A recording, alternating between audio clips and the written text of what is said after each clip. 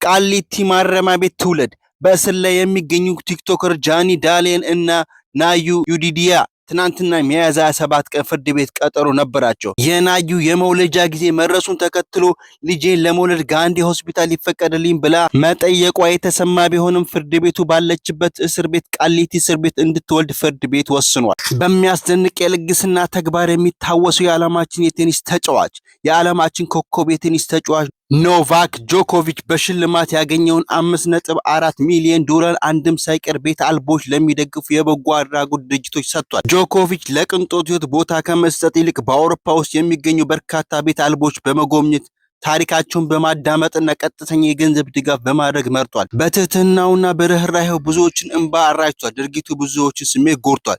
ጆኮቪች ለተቸገሩ ድጋፍ ሲያደርግ የመጀመሪያው ባይሆንም የቅርብ ጊዜ ድርጊቱ በቴኒስ ታሪክ ውስጥ ካሉ ታላላቅ ተጫዋቾች አንዱ መሆኑ ብቻ ሳይሆን እውነተኛ ሰብአዊነት ምሳሌ አድርጎታል። ሰሞኑ በተሰማ ሌላ ዜና ደግሞ ጆኮቪች የኤለን መስክን 10 ሚሊዮን ዶላር አቅርቦት ውድቅ በማድረግ መላው ዓለምን አስገርሟል።